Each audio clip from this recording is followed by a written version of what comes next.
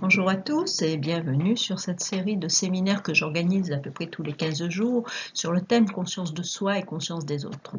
Nous avons déjà abordé en conférence en présentiel ici à Danville, nous avons abordé déjà plusieurs thèmes, plusieurs outils de connaissance de soi, à savoir l'astropsychologie que j'utilise, les tarots. Nous avons organisé également le jeu du Tao pour aider certaines personnes à faire émerger un projet et tester sa validité, et ceci avec l'aide de l'intelligence collective d'un groupe donc. Et là je voudrais aborder comment la Kabbale peut nous aider à mieux nous connaître et se connaître soi-même et connaître le monde surtout dans lequel on vit, puisque la Kabbale est surtout descriptive du mouvement du flux évolutif, donc tout à fait intéressant pour savoir où vous en êtes d'une situation à un moment donné.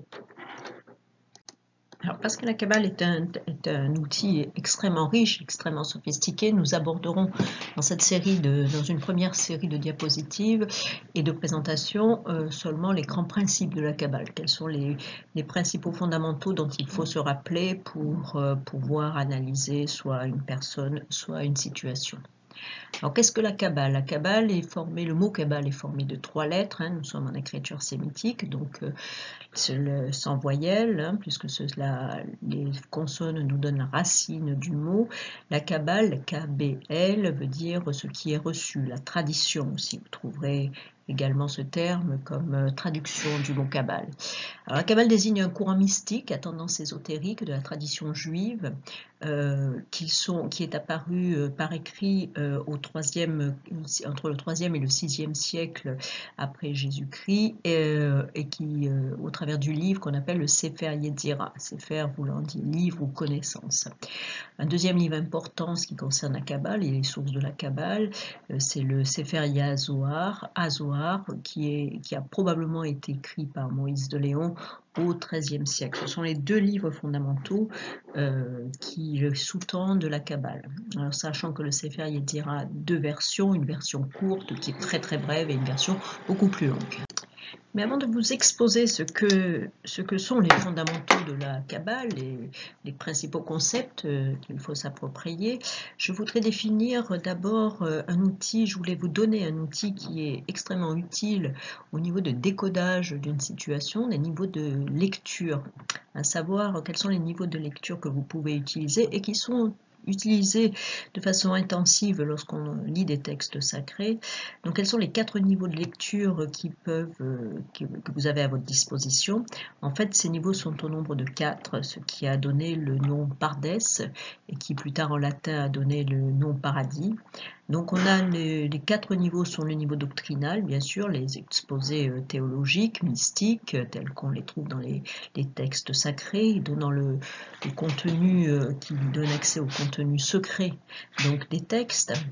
La lecture comparative qui procède par voie d'allusion, par des images, comme ce que nous verrons tout à l'heure, l'arbre de vie par exemple, qui est une allusion à la Kabbale et à la façon dont elle fonctionne, dont les flux fonctionnent entre les séphirotes.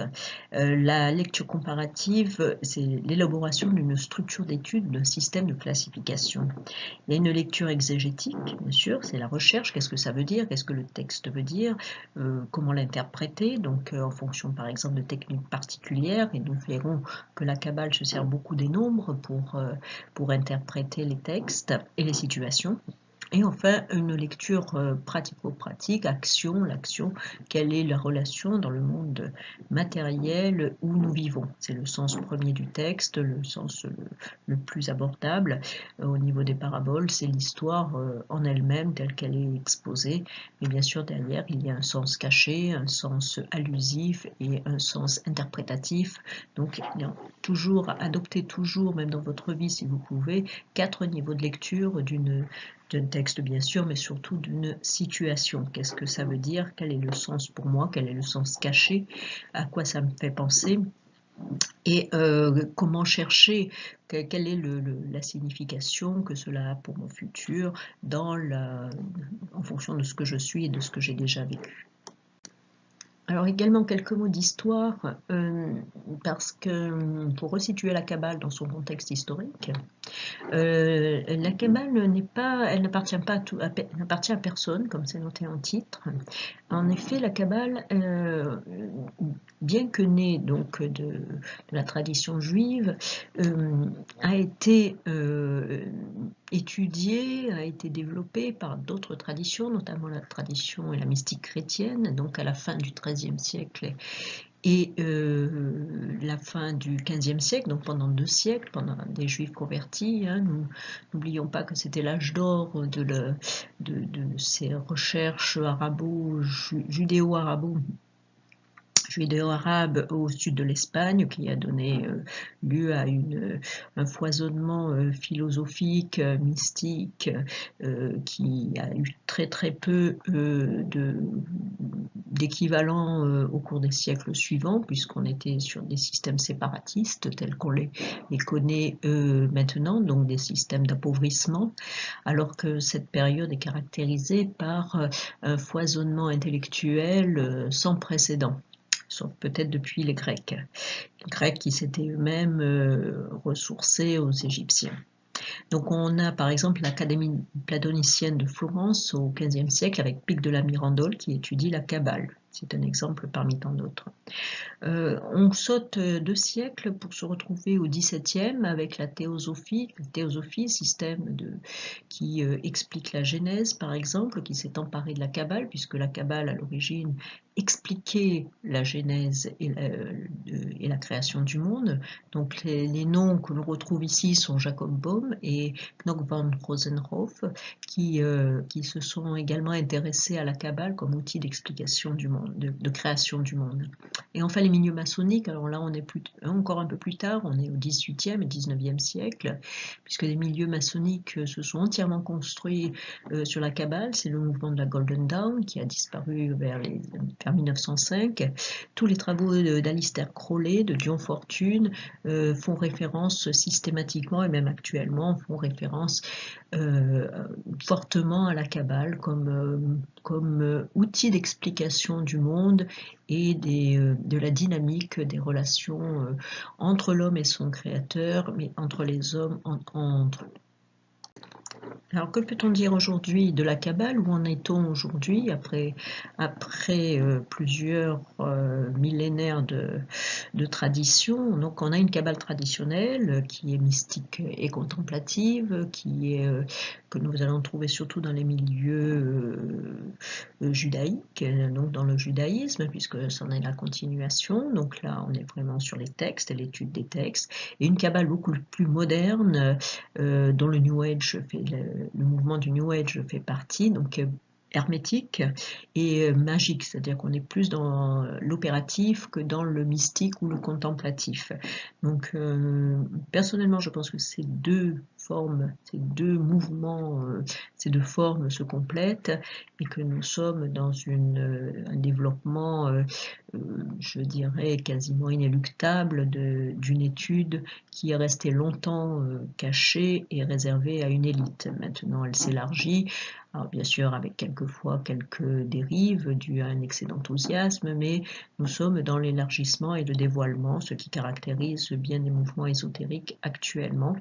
Ce qui permet également de faire des ponts aussi avec la science, hein, puisque à partir des textes anciens qui étaient réservés à une élite, on peut commencer à comprendre certaines découvertes scientifiques, et de même les scientifiques peuvent se référer à certains textes sacrés anciens pour expliquer des connaissances qui avaient été découvertes intuitivement.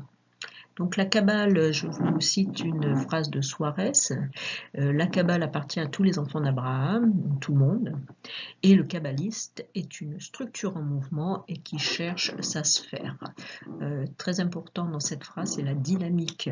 La Kabbale, autant l'astropsychologie que nous avons étudiée va nous donner une description de l'homme et de sa personnalité, autant la Kabbale va nous replacer l'homme dans l'univers et étudier l'homme en mouvement. Nous allons aborder maintenant les fondamentaux de la Kabbale. Quels sont les principes de fonctionnement, les principes de fonctionnement de la Kabbale. D'abord, il faut savoir qu'il y a 3 mondes.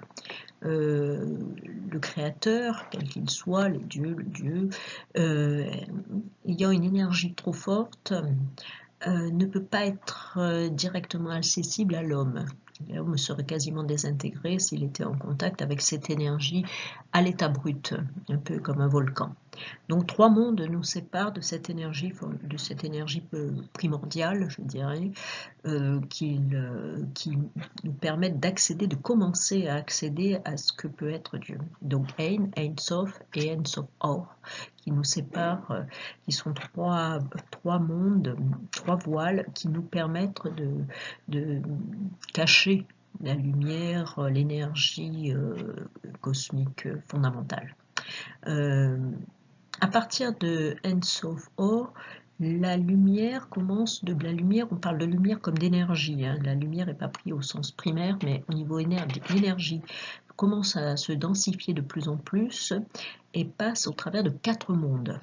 Alors le monde d'Atsilut, le monde des archétypes, c'est l'idée de création du monde germe, l'idée d'une création germe, c'est le monde d'Atsilut. Cette idée de création va donner lieu à des plans. C'est le monde de Bria, c'est-à-dire un monde où on commence à voir une structure apparaître, le dessin de ce que peut être le monde. Hein. Dans la Bible, ça nous donnera donc les 7 jours, les 6 jours dans lesquels Dieu créa l'intégralité de la création. Puis la formation, le monde de la formation, le monde de Yetzira, c'est-à-dire le monde des sentiments, on commence à animer ce monde-là, il sort un peu de l'aspect statique de la création, et pour nous donner le monde tel que nous le connaissons actuellement, le monde d'Assia, le monde physique. Donc pour vous donner une image un peu plus parlante de ce processus, imaginez un plan d'architecte. Hein. D'abord il a une idée d'immeuble ou de construction. Cette idée, ça c'est le monde d'Atsilut, cette idée va donner lieu à la création de plans. Il va dresser les plans de son immeuble. Ce plan va être mis en forme sur la forme de plan en 3 dimensions, hein, le monde de Yetzira, donc il va y avoir une formation, on va commencer à trouver les terrains, on va commencer à mettre en œuvre le projet, jusqu'à donner quelque chose de tout à fait viable, qui est le monde d'Assia, où le moment où l'immeuble sera sorti de terre et sera habité par des personnes. Donc vous voyez, c'est tout ce processus de création et de cycle de projet qu'on va trouver dans toutes les situations. Alors je vous ai mis ici de ce côté-là un extrait de ce qu'on a trouvé dans notre église, parce que l'arbre de vie, bien entendu, cet arbre de vie que vous voyez ici est inversé. L'arbre de vie, les racines, c'est le monde de l'énergie totale, l'énergie absolue, l'énergie divine, le monde d'Assia et le monde en bas. Donc si c'était un arbre, ce serait un arbre inversé. Alors, ceci a été trouvé dans une église, hein, comme dans les églises, à l'époque vous aviez des symboles alchimiques, mais il y a toujours d'ailleurs des symboles kabbalistiques, puisqu'on n'avait pas encore une fois cette séparation que nous vivons actuellement entre religion, science et religion, enfin toutes ces séparations qui sont nées au XVIIIe siècle. Donc c'est pour vous montrer que l'arbre de vie tel que vous le voyez, en réalité prend ses racines dans l'énergie cosmique, l'énergie absolue, et donc l'arbre est donc renversé. Alors, autre fondamental qu'il faut connaître, bien sûr, ce sont les lettres. Hein, donc, le deuxième outil qui est important de savoir, c'est-à-dire que donc il y a, comme vous l'avez vu, les séphirotes, l'arbre de vie est composé de séphirotes. C'était ces ronds, ces cercles qui figuraient sur l'arbre de vie, et ils sont au nombre de 10, mais ces cercles sont reliés par des chemins, et les chemins, une lettre est affectée à chacun des chemins qui relient l'arbre de vie. Donc 22 lettres, ce qui nous donne les 22 lettres et les 10 séphirotes, 32, ce qu'on appelle les 32 chemins de la sagesse. Alors chaque lettre est affectée, comme vous le voyez ici, je vous ai mis le modèle de Dominique Aubier, chaque lettre est affectée d'un numéro, d'un chiffre, excusez-moi, d'un chiffre, puisqu'on est, dans le monde ésotérique, et qui va nous donner à un moment donné une indication sur l'endroit où vous êtes, en ce qui concerne le déroulé d'une situation, à quel niveau vous en êtes, sachant qu'à un moment donné, le chemin, par exemple, va se séparer pour aller vers une branche évolutive et une autre branche, la branche gauche, qui s'épuise. Donc vous voyez, c'est tout un système symbolique qu'il convient de connaître. Chaque lettre renvoie à un symbole, veut dire quelque chose, de par le nombre dont elle est porteuse, mais aussi également par la composition elle-même de la lettre, donc qui va vous donner une indication de l'énergie dont elle est porteuse. Je reviendrai plus tard plus en détail pour vous expliquer comment ça fonctionne. Alors ceci met fin à la première partie, la présentation très générale que je voulais faire donc de la Kabbale et de ses outils. Donc vous voyez, donc je vous rappelle les fondamentaux, donc les niveaux de lecture, mais ça c'est un outil qui est appliqué de façon générale. Les fondamentaux de la Kabbale en eux-mêmes comportent l'arbre de vie et les séphirotes, surtout les séphirotes, l'arbre de vie n'étant qu'une représentation de ce que peut être de la façon dont s'articulent les séphirotes les unes entre elles.